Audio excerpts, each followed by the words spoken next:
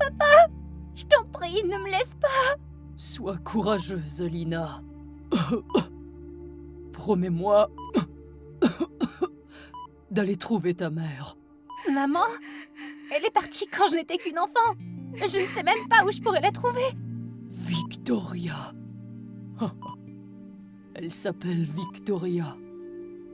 Elle est une actrice célèbre maintenant. Je veux que tu lui apportes cette lettre. Pourquoi, papa, après toutes ces années? Parce que je veux qu'il sache que... Je veux qu'il sache à quel point je l'aimais. Et que je ne lui en ai jamais voulu d'être parti. Et je veux qu'elle sache que toi, tu es ma petite Alina. Et tu fais partie d'elle, de nous.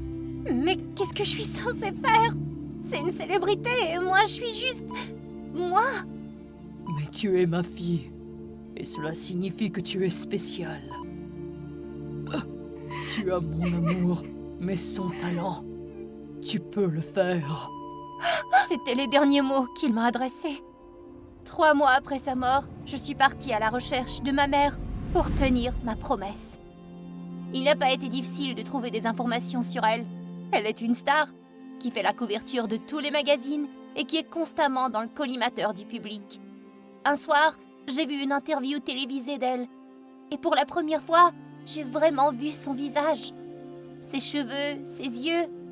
Je tiens tout d'elle. J'aimerais que tous les enfants du monde se sentent aimés, comme ils le méritent. Il s'avère que ma mère est une sainte. J'ai commencé à m'immiscer aux premières de films, aux remises de prix et aux événements publics dans l'espoir de l'attraper. Mais la célébrité avait construit autour d'elle une forteresse de garde du corps, plus dure et plus inaccessible que jamais. Tels des robots géants, ils repoussaient les fans, les journalistes et les paparazzi. Désolé, reculez s'il vous plaît. Hé, tu vois cette ligne? Pas d'entrée si vous n'avez rien à faire ici, mademoiselle. Renonçant à la rencontrer en public, j'ai décidé de réduire le terrain de jeu. Sa propre maison. Est-ce qu'elle a des lémures comme Spider-Girl? Non, j'ai opté pour une approche plus pratique. Devenir sa servante. Bien sûr, il y avait d'autres moyens, mais la sélection est rude, disons. Alors ouais, c'est ce que j'ai fait. En entrant dans le manoir le premier jour, j'ai été stupéfaite par son luxe.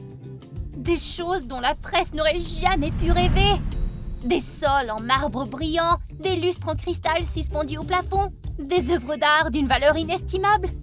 Et qui possède tout cela? C'est ma mère biologique, vous imaginez ça?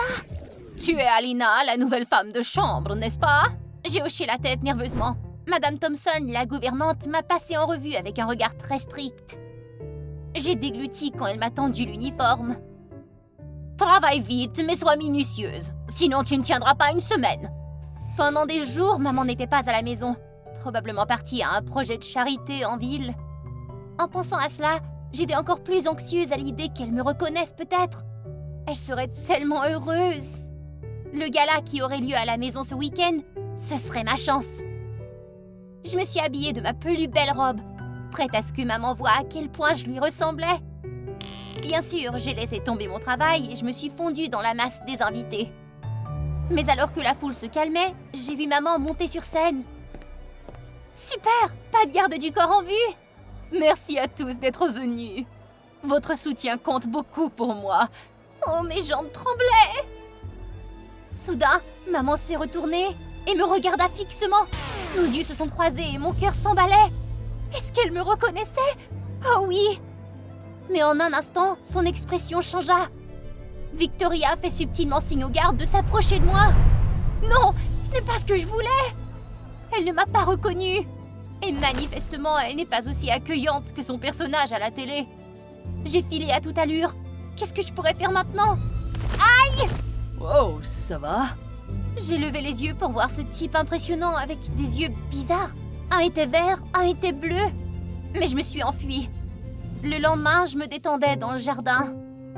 Je suppose que c'était le seul endroit où je ne me sentais pas bizarre. Pourquoi est-ce que je traîne encore dans le coin? Ah oui, c'est vrai, je dois tenir ma promesse à mon père et lui remettre cette lettre. Salut Alina.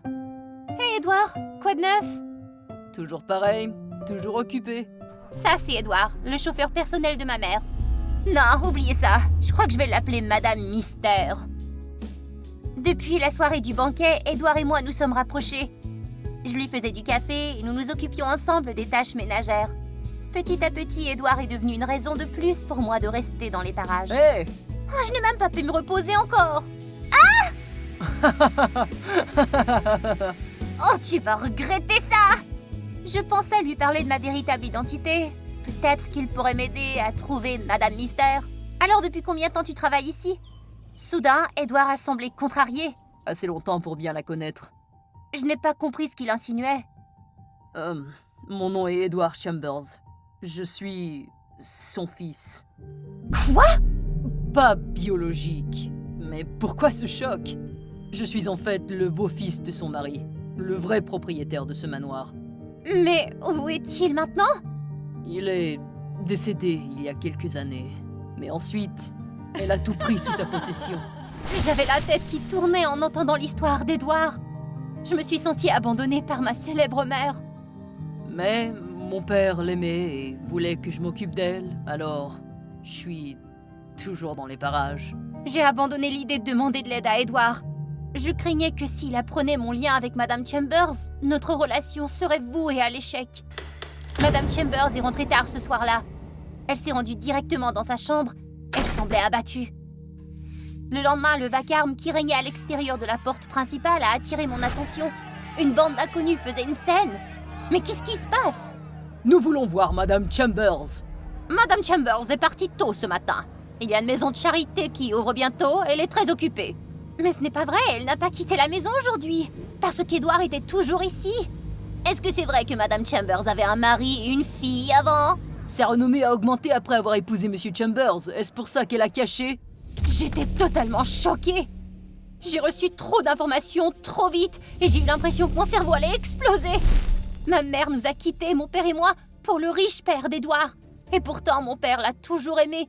Ne lui a jamais gardé rancune jusqu'à son dernier souffle. Je déteste cette femme. Même après être devenue riche et célèbre, elle n'a jamais pris la peine de nous chercher. Complètement déprimée, j'ai décidé de quitter le manoir pour de bon. Peut-être que je laisserai la lettre de papa sur son bureau ou quelque chose comme ça. Comment as-tu pu laisser ça se produire, Edouard? Tu étais censé me protéger de ce scandale! Comment pourrais-je l'arrêter alors que la vérité nous crève les yeux? Il est temps pour nous de l'affronter.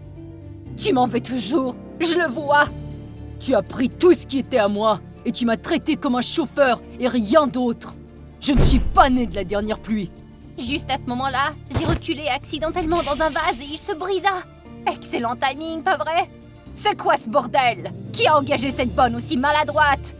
Toutes mes excuses, Madame Chambers. C'est un oubli de ma part, je m'en occupe. À ce stade, je n'en pouvais plus. Toute la déception refoulée en moi a explosé à ce moment-là. C'était moi! Son regard furieux se transforma en choc lorsqu'elle m'a vue. C'est moi la bonne maladroite dont tu parles, maman! Tout le monde dans la pièce était bouche bée et ne savait pas quoi dire. Il est temps de lâcher la bombe. J'ai sorti la lettre de papa et je la lui ai tendue. Madame Chambers a saisi la lettre d'une main tremblante et s'effondra. C'est son écriture! Oh mon Dieu! Ouais, celle que vous avez laissée derrière vous, avec moi! Avant qu'elle ne puisse dire quoi que ce soit, je suis sortie de là. Tout ce que je voulais, c'était m'en aller. Mais en passant dans le jardin, je l'ai vue là, pleurer à chaudes larmes. Par amour et respect pour ma mère, je me suis approchée d'elle. Sur la table devant elle, il y avait des piles de lettres et des manuscrits. Je lui en ai écrit tellement, et à toi aussi, mais elles ne sont jamais arrivées jusqu'à vous. Je me suis assise en face d'elle, et elle avoua tout. J'étais désespérée quand il ne répondait pas. Je pensais qu'il avait décidé de m'oublier et de passer à autre chose.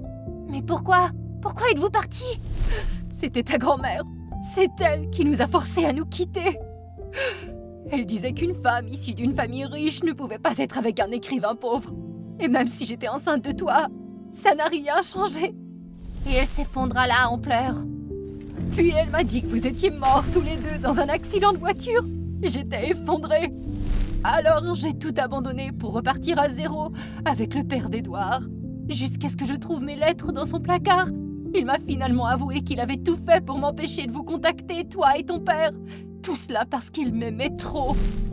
C'est donc pour ça que vous détestiez Édouard? Je suis tellement désolée. Je n'arrivais pas à y croire. Toutes ces années loin de ma mère à cause d'une grand-mère cruelle. Maman, papa et moi ne t'avons jamais reproché d'être partis. Il voulait te dire 1000 fois qu'il t'aimait, et moi aussi, tu sais. Maman m'a serré fort dans ses bras, et pour la première fois depuis des années, j'ai senti son étreinte.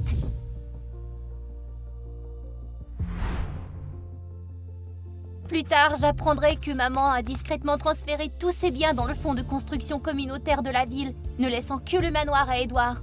Un peu comme un retour de faveur. Je suis désolée, Édouard, d'avoir laissé mes sentiments personnels m'empêcher de te traiter correctement pendant toutes ces années. Considère ça comme le remboursement d'une dette de gratitude envers papa, mère. Est-ce que tu viens de m'appeler mère? Le visage d'Édouard étant tout rouge comme une tomate, maman se tourna vers moi. Honnêtement, ça ne me dérangerait pas d'être belle-mère. Maman, arrête!